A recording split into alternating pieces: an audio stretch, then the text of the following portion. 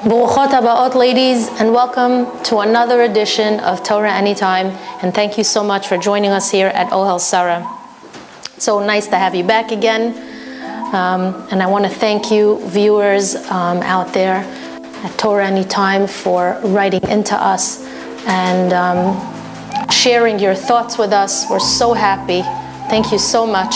It's so good to get feedback, and you write in and you tell us how you feel about the classes and what it's doing for you, and I'm just so happy. Thank you so much. I really, really do appreciate all of your words and all of your warmth and kindness. Thank you. Hashem yishmor etchem.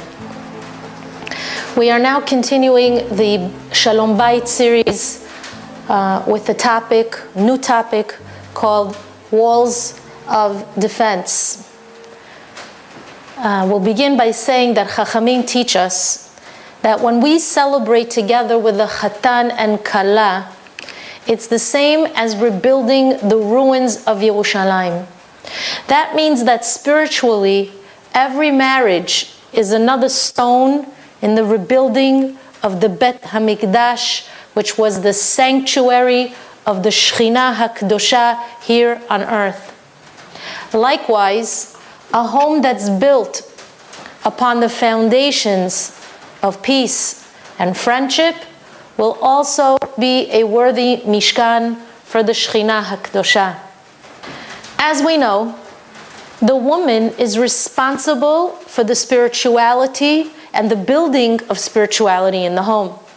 Shlomo HaMelech alav shalom, the wisest of all men, wrote in Sefer Mishleh, Perek Yudaled, Pasuk Aleph, Chochmat Nashim Banta Beita. Women's wisdom built her home. Notice how he didn't say a wise man built his home. Women possess an elevated wisdom that we call Binah. Binah comes from the word Bniyah, which means to build. The woman is the one who oversees her home, identifies the potential problems, and does her best to prevent anything that threatens to destroy the home that she has built. She's the prime guardian of the peace and unity in the home. Now, what does the term Chochmat Nashim Banta Beita actually mean? We see this idea in two important examples in the Torah HaKdosha. First of all, a wise woman brings her husband closer to Torah and to mitzvot, as we see Dvorah HaNeviah did with her husband. Today, lo alenu, I'm going to go back to Dvorah, today, lo alenu, you have women who are happy that their husbands are veering off from the mitzvot and Torah. They're happy when their husband invites them to go out to the theater or to go vacationing in places that are inappropriate for a Jewish couple. But a woman's role is just the opposite. A woman's role is to, in this generation, to feed her husband with as much spirituality as possible, to send him off to the yeshiva as much as possible, to send him off to learn as much as possible, to help him build his spirituality as much as possible, to encourage his Torah as much as possible, to discuss with him Torah as much as possible. And we see that Dvorah HaNeviah did this. Because of her concerted efforts, her husband Lapidot, his real name was Barak, he merited Olam Haba because of his wife.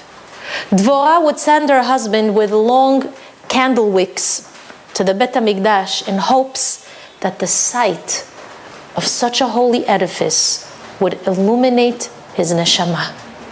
And she was right. She was right. Secondly, a woman's wisdom can protect her husband from evil and trouble, like in the case of On ben Pelet, whose wife wisely saved him from participating in that Korach rebellion against Moshe Rabbeinu, alav shalom. Had On involved himself in the rebellion, he would have been swallowed up by the earth together with the rest of the men who dared to overthrow Moshe Rabbeinu. The Midrash of Yalkut Shemoni explains the following. I'm going to read you the Midrash.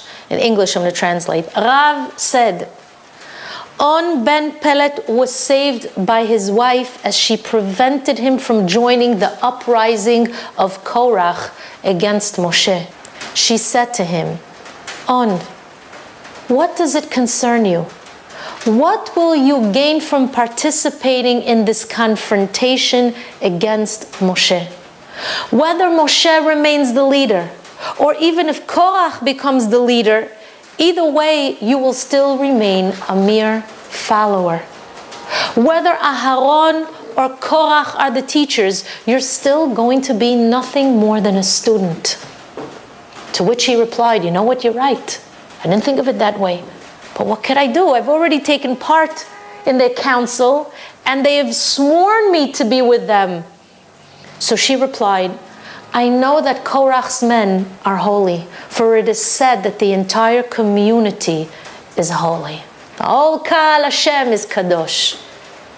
Sit here at home, and I will save you. She gave him wine to drink, intoxicated him so that he would fall asleep and not regret listening to her advice. Then she sat down at the entrance of the tent and removed her head covering and loosened her hair. Whoever came from Korach's assembly to summon her husband and saw in her immodesty immediately retreated. That is a whole lesson in itself, ladies. That's a whole lesson in itself. Did you hear the words of the Midrash? Korach, who rebelled against Moshe Rabbeinu, could not see a woman with her hair uncovered. Could not see a woman with loose hair. And they retreated. That's a lesson, a big lesson in itself. I don't have to say the rest. You can make your calculations. But anyway, moving on, time passed. And Korach and his cohorts were swallowed up by the earth, while On ben Pelet was saved. The Midrash is teaching us the strength of On ben Pelet's wife, who saved him from impending doom. Anyone who participated in this uprising not only died, but also lost their share in Olam Haba. This woman's tact and soft-spoken manner saved her husband. She didn't scold him. She didn't fight with him. She didn't insult him. She didn't degrade him. She used her wisdom and charm to steer him clear of any trouble. She enabled him to arrive at his own conclusions and realize his grievous error. She became his personal life coach. She's the prime example of a woman's wisdom that builds her home. A woman's unique wisdom and creativity can protect and save her husband from all kinds of calamities and difficulties. That being said, we have to remember that On ben Pelet was not a simple man. He was one of the leaders of Shevet Levi. But despite such a social standing and his importance in the community, no matter the fact that he was a big honcho, he was still in need of his wife's wisdom in order to save him from the consequences of a serious lapse in judgment. You know what we learn from this story? That every man needs his wife's wisdom many times during his lifetime, both in the mundane items of life and in the important decisions of life. Men need their wife's wisdom to recognize their mistakes and gain insight as to how to resolve their problems. And by utilizing the wife's innate binah, the husband can avoid the pitfalls of his flawed judgments. Therefore, women have to use their silent strength and their internal power in the way that On ben Pelet's wife did. A woman, first of all, in this generation especially, has to keep her eyes open and pay attention to everything that goes on in her home. She has to gently direct her husband towards what she knows is best for him, best for the marriage, best for the children, best for the house. if he's about to make a wrong choice, or he's getting involved in negative dealings with undesirable people, a woman has to activate her Bina Yetera and her innate quiet strength in order to save her husband. Let's see how a woman can save her husband and her home. A woman can build a defense strategy based on 3 fundamental stages. Stage 1 is problem recognition. The first thing a woman has to do when she realizes that her husband is in trouble, whether he's keeping bad company or dealing in shady business deals or, God forbid, using substances or anything that's detrimental to him, is to recognize the problem and verify the magnitude of the problem. Recognizing the problem solves 50% of the issue. So a woman should ask herself the following questions. Does my husband realize that he's heading towards trouble? Is he interested in getting himself out of this situation? A woman has to assess whether her husband is willing and capable of admitting that he's involved in a potentially dangerous situation, and whether or not he's willing to get himself out of that situation. So first of all, daven. You have to pray. Ask from HaKadosh Baruch Hu the assistance to help your husband. Then, find the opportune moment to approach the subject, and in a calm and loving way, in a calm and relaxed setting, when you're alone with your husband, then you could talk to him about the issue at hand. Whether it's going to be a stroll in the park, or if you go out for a cup of coffee, the most important thing is that nobody hears your conversation or is able to distract you from your goal. Now that you're alone with your husband, you should address him with love and with patience. You tell him, Neshama tova, honey, darling, whatever beautiful word you want to use. I love these intimate moments together. They mean so much to me. First of all, that's going to fuel his heart. In other words, start the conversation with love, because when you do that, it disarms the potential resistance.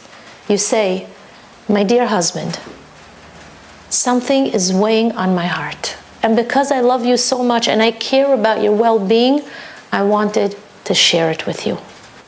Chas v'shalom, I wouldn't want to think what could happen if something bad happened to you. I'm only asking you to please reevaluate what you're doing. Do you think that your course of action is best for you? Do you think it's best for our family? Is what you're doing something you really desire? Or are you just being coerced against your will or better judgment? These are the kinds of questions you should ask. This is the way you should approach your husband. If your husband acknowledges that he's in a bad place, you have to then ascertain just how much he really wants to be saved from the trouble that he's gotten himself into. You have to ask him, do you realize that this way of life is harmful to you? Do you really want to pull yourself out of this predicament? If he does want to be saved, that's when you have to take command, like On Ben Pellet's wife did, and tell him that you'll do whatever is in your power to help him get out of that trouble. When you do that, you suddenly become his support system. So that's stage 1. Stage 2 is building a wall of defense. Once your husband is willing to receive help, your help, any help, you have to take swift and firm action. Generally speaking, this would mean seeing to it that your husband places a distance between himself and the things that are causing him harm. For example, you could insist that he stays home instead of hanging out with the bad guys, with the bad crowd. You could tell him that you're willing to take care of any family-related errands instead of him, just so he shouldn't have to be, strolling in the streets with the chavra. You could offer to go with him for counseling. That's stage 2. Be his buddy-buddy. Stage 3 is already the ultimatum. Meaning if the first 2 stages haven't completely worked, then you have to initiate a 3rd stage and implement what we call an emergency rescue mission. Now what I'm telling you here is not my own thing. What I'm telling you is based on reading books about these matters, reading material that rabbis have written, talking with various psychologists, psychiatrists, marriage counselors. I'm just repeating to you what I've learned. That's stage 3. For example, maybe your husband is unwilling to admit that he has a serious problem, and he continues to insist that his decisions are good decisions and they're for his own good. On the other hand, he might admit the negative nature of his situation. He might admit it, but he still might not want your help. Maybe his manly pride, maybe his laziness, maybe fear is getting in the way of letting you into his space right now. In such a case, you have to be a little bit more forceful and offer him an ultimatum. He has to choose between you and whatever else he seems to be latching onto. You have to say, either you cooperate with me and we go for help and this stops, or else. And what's the or else? I may not have another choice but to turn to your family or to a rabbi, rabbinical guidance, because I can't continue to live this way. As awful as ultimatums are, they're used when the woman is left with no other choice. Now, if the ultimatums work, then a woman can go back to stage 2 of building a wall of defense between her husband and whatever is causing the disturbance in the house and in his life. However, if the husband continues with his negative behavior, a woman has to turn to a therapist and a rabbi, either or both. The best situation would be to turn to a rabbi who's knowledgeable in the area of Shalom Bayit, because he'll be able to determine if the wife should continue with her husband or, God forbid, have to, call it quits, lo alenu. A woman should never make such a life-altering decision without spiritual guidance. But most importantly, a woman has to remain strong concerning her convictions, and she has to do whatever she possibly can to change the situation. She shouldn't give up until her husband changes his negative behavior. Why? Because true compassion is standing by your partner in his hour of need. Faith under fire is the test of true love and commitment. But if a woman stands by and accepts the negative behavior, that's considered cruel. That's not compassionate. Failing to help your husband and to remain silent is considered misplaced mercy. Because if he continues down this negative path, he won't only destroy himself, he'll destroy you and the entire family. Everybody is a casualty of the war in the home. But true mercy leads a person to discover the real truth and to better his ways. That's why Chachamim tell us that if a husband refuses to change his negative ways, the woman should be merciful and put an end to the marriage. You hear this? Every person has a right to choose. If a person chooses to end his negative habits, he could succeed. If you put your mind to it, and if you choose well. This is why it's important for a woman to be strong, to remain strong and be persistent. She has to continue to impress upon her husband that she's willing to do everything in her power to help him distance himself from the negative influences that have been overcoming him. A woman has to tell her husband that she'll support him as best as she can. He has to see a confident and strong woman. He has to see a woman that he could lean on. But if he remains unwilling to change his ways, she has to make sure he clearly understands that she can no longer comply with such a life. Her empathy lies in the fact that she's not willing to sit back while allowing her husband to destroy her and to destroy the children.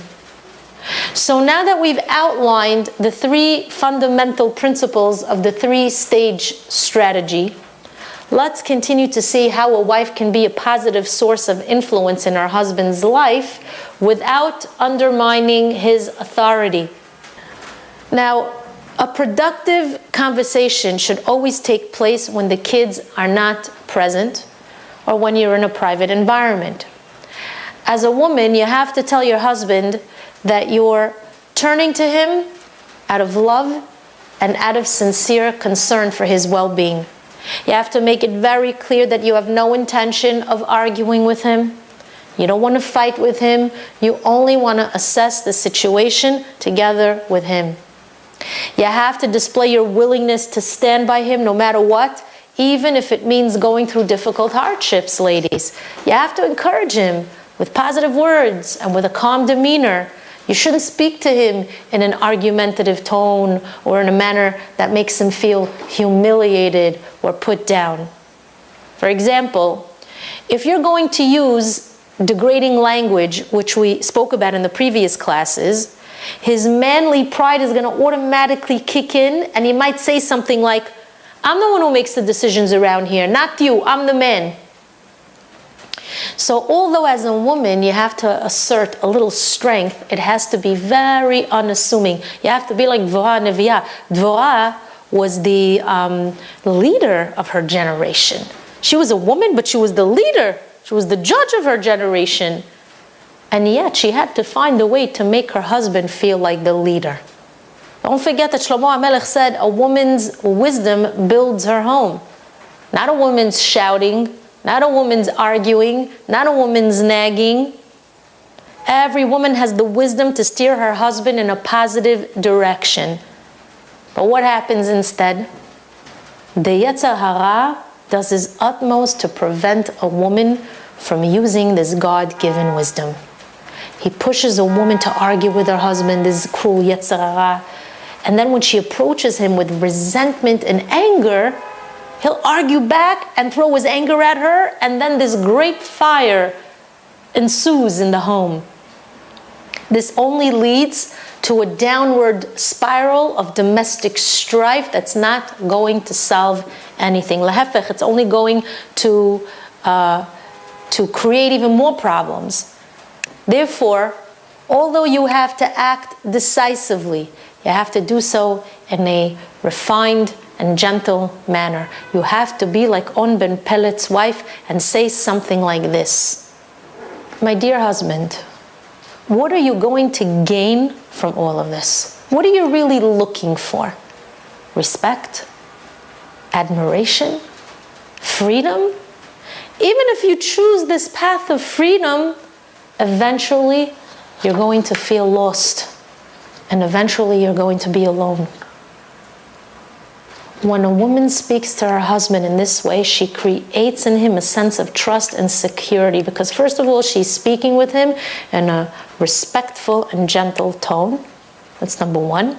She's pointing out the dangers of his ways in a loving manner. She's also showing him that she's willing to stand by his side, and that creates strength and security in his neshama. A woman has to be willing to be her husband's wall of defense.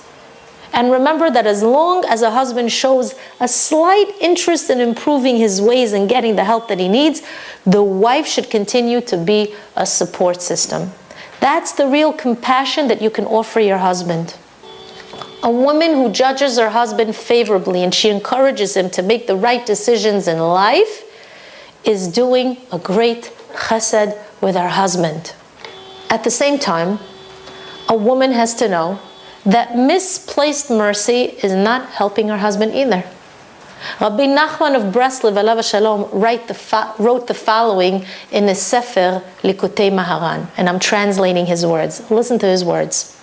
One must know how to act mercifully, for one should not pity evil individuals, murderers, and thieves. If a person does not know how to use mercy, he can pity a 4-day-old infant and give him solid foods when surely at that age the infant must only drink his mother's milk. One must know how to use mercy, to know that one can give only milk to an infant and solid foods to an older child. One must use mercy to give mercifully according to the respective needs of each individual. You hear Rabbi Nachman's words? A woman needs to know when to apply her mercy upon her husband and when she has to be a little stronger in her resolve. Saving her husband from himself is a merciful act. Allowing him to go down a path of self-destruction is not mercy. That's not rachamim. After all, if she tolerates negative behavior, she's exposing herself and her children to harm, God forbid. It's not merciful to say, poor guy, what could he do? It's not his fault. That's not mercy. Being merciful means that when she knows her husband is spiraling downwards and isn't willing to change, she says, my dear husband, I understand how difficult this is for you. I understand that we're going to have to face many obstacles and challenges along the way, but the most important thing is to get you out of this situation, and I'm willing to stand by you. As a side note, one of the ailments of this generation is the poisoning of the neshama by the electronic media, the internet, cable television, movies, tablets, cell phones. All of the world's tumah can now be dumped into a person's living room or office at the touch of a button. There have been stories, you don't know how many women I counsel, how many men too, it works the opposite way. There have been stories of men who have been influenced by the tumah and all the images that they see, which doesn't lend itself to creating a powerful bond with their wives. These are very real dangers and very negative forces that affect the home and the relationship between a man and his wife. Every man out there today is vulnerable to adultery and promiscuity. There's such a thing as adultery of the mind. Chachamim tell us that that's worse than the actual sin because the mind is being poisoned, not just the body. You know what's going on out there? And that's why I tell the ladies, try to be modest. Forget the cell phones right now and everything. You can bring down a man when you're immodest. You know what's going on out there? The immodesty that's going on out there? I was once at a bar mitzvah. I had to come. A student of mine invited me. I walked over on Shabbat. Right after it was a big kiddush. And unfortunately it was a mixed crowd, which is already a problem. And me and a friend, we walked in together. We're like, what are we going to do? Everyone's going in from the same doors. Everyone's socializing, men with women. This guy with that guy's wife. Kitzer, I'm standing there with my friend. We took our food and we were just standing there in the corner eating. And I couldn't believe what we heard. One guy tells the other guy, and again, I don't want to, I'm just saying it to give you an idea of the dangers out there. One guy turns to the other and he says, you see that hot chick over there? You see that hot lady over there? That's my wife. First of all, I couldn't believe he's referring to his wife this way. As a religious woman. She was wearing a very long sheitel. You know what I feel about that. Tight skirt, heels this big. Eloi tatsnua. The other guy tells him, "Shtaka hot, good-looking lady." And they tell me, this is normal? This is normal? Now, I was going to go over to them. I'm Moroccan, so I have a lot of guts, but I didn't want to be not snua. Otherwise, I would have approached the guy, the husband, and I would have said to the husband the following words. You point at your wife and you say she's hot, and this neighbor of yours agrees that she is. How would you like it then, if you're happy your wife is like this, give him permission to approach her? What would happen if she's so, enticing that he approaches her? Would you mind that? What do you think he would say? I don't mind? Of course he's gonna mind. Of course he's gonna mind. And what do you think is gonna happen to that guy who's also married? And this man is pointing his wife out to this married man who agrees with him. He just cheated on his wife in his mind. He cheated on his wife. He agrees with this guy. What are you doing looking at another man's wife? What are you doing pointing your wife out to somebody else? What do you think is going to happen when he comes home that night? And he might be intimate with his wife. You think in his mind, somewhere in his mind, in his subconscious part of his mind, he's not going to have his neighbor's wife in his thoughts. Every man is vulnerable to adultery and promiscuity, whether it's the television that creates the tumah, or your cell phones, or whatever it is, your tablets. Everybody's vulnerable to that. There is such a thing as adultery of the mind. Chachamim tell us, like I said, it's worse than the actual sin. So your job as a woman is to help your husband protect his neshama, first of all, by encouraging him to be more involved in what? Not this schmutz, not this garbage. In Torah. Encourage him to go to shiurim. Why don't you do a chesed project together? Be involved in ruchaniyut, in kedusha.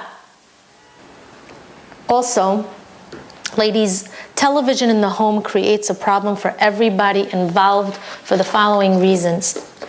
If the house has a television that's playing in the background, both the husband and the children are not going to read books or learn Torah because there's a mind-wasting alternative of some passive entertainment and images that are now occupying their minds and affecting their neshamot.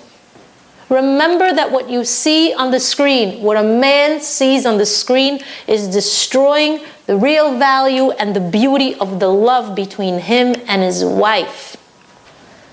A woman who wants a chance at creating real peace in the home. If you want a true connection with your husband, you want real shalom bayit, try to be rid of the television in the house.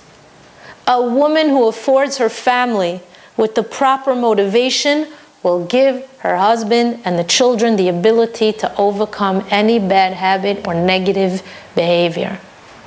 Today, ladies, we spoke about the idea of a woman utilizing her wisdom correctly so that she could build her home and not, God forbid, destroy it. We learned that the woman is the foundation of the home.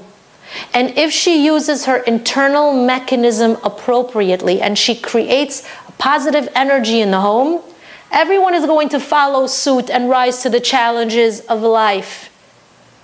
We learned that a woman has the ability to save her husband from any precarious situation, whether emotional, mental, or physical. When you use your feminine wisdom, your grace, and your charm, you can slowly pull your husband out of the darkness which he finds himself in. You could be the support beam in the entire house, little by little, with a gentle word, with a kind word, with patience, with love, with understanding, with correct mercy. You could help your husband overcome his situation. This is one of the ways in which a woman could use her wisdom to build a wall of defense for her husband so that he has a fighting chance against the outside monsters that want to attack.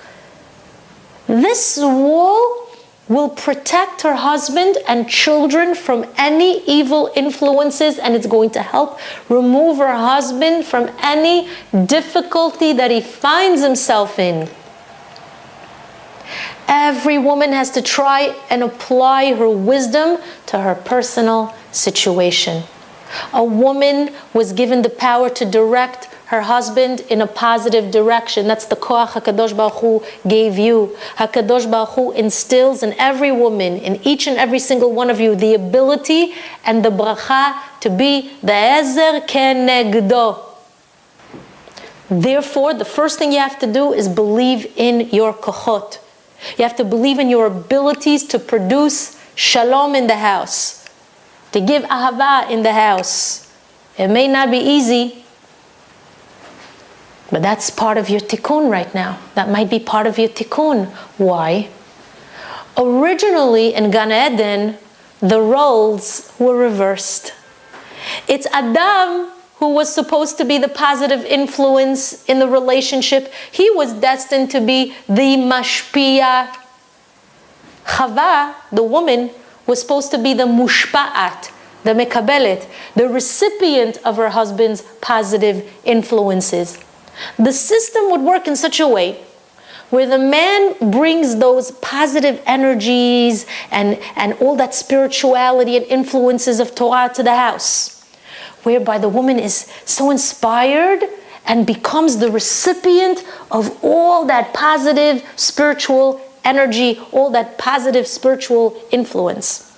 Once she's inspired, this then gives her the motivation to continue to be the ezer, to assist him, so that he could continue to be the man of the house, to be the influence, to be the mentor, to be the guiding light. And then, as a result of that, there would be this beautiful cycle between them.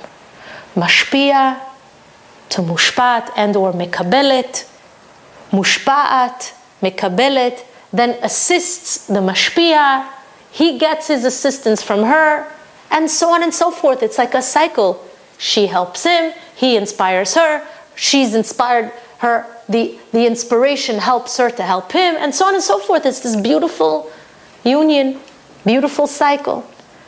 But when Chava ate from the Etz Hadat, without consulting with the mashpia of the family unit, she inadvertently reversed the roles. Because instead of allowing her husband to influence her away from the Nachash, she did the opposite. She listened to the Nachash, which was the outside influence, and then she turned herself into the mashpia of the family.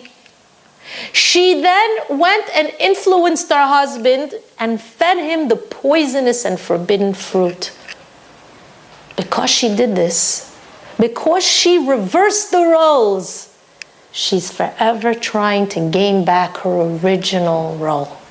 Women are now forced to take on manly roles, and they are the active role models in the home, rather than being the recipients of all the manly influence. Many women feel the sin of Chava when they complain that they feel as though they're the ones running the show all by themselves and that their husbands aren't doing enough or taking an active role in the family unit. What happened to their discipline? They're not disciplining enough, they're not doing enough, they're not active enough. Well, there you go. This is why. Their tikkun now is to be positive role models and to give back to their husbands what they took away from him in Gan Eden to begin with. What did they take away? His power of influence, his manliness, his strength of character. Your mission, our mission as women, is to be strong enough to give him back the reins and to create in him the security that he needs in order to do battle with the nachash of the current generation. A woman has to afford a man the right to be a man and to make the correct decisions for the good of the family. Instead of feeding him the forbidden fruit, the tikkun is to feed him with ruchaniyut, with Torah, with spiritual awareness. And in so doing, she's strengthening the Etz HaChaim, the tree of life, with all its branches and all the leaves. These branches are your children and all the generations that are going to grow from them. Our mission in this lifetime is to plant a tree with strong roots and to revert back to the role of recipients of good who give back good and continue to receive that good. The way you could achieve this is by doing the opposite of what Chava did. Ladies, stay away from the influences of the Etz Hadat. Try to remain as far away from the Nachash and all the negative effects of this generation. Try and speak with your husband concerning any dilemma in the home before you make any decision, and let him be the one to guide you. If he can be a guide, that is. Give him the boost that he needs to feel important, to feel like the man of the house, to feel that he could step up to the plate and conquer the negativity in his life. Be an ezer kenegdo. Stand at his side when the whole world seems to be against him. And when necessary, be an ezer, be a helper kenegdo, which means sometimes you have to negate his bad behavior. Sometimes you have to be neged. You have to, take a contradicting stand. Of course, it has to be done in the right way. Be'ezrat Hashem, with this attitude in mind and with the proper motivation, you'll succeed in achieving true shalom bayit in your home. But not only that, you will have rectified the sin of Chava and Gan Eden. You will have put the Nachash in his place, and you will have saved your husband from impending doom. This is Chochmat Nashim Banta Beita. Use the wisdom of all the women throughout our history to teach you how you can build your home. Yehi Ratzon, that we should see many happy couples in Am Yisrael, but not just plain happy. Happy with Torah, happy with Chasadim, happy with Ruchaniyut and Mitzvot. May we see the ultimate peace in every home as husband and wife together do battle against the real enemy out there. And may all the good that you and your husband do together lead you and your family on the road to the ultimate Geulah. Amen Ken. Yehi Ratzon.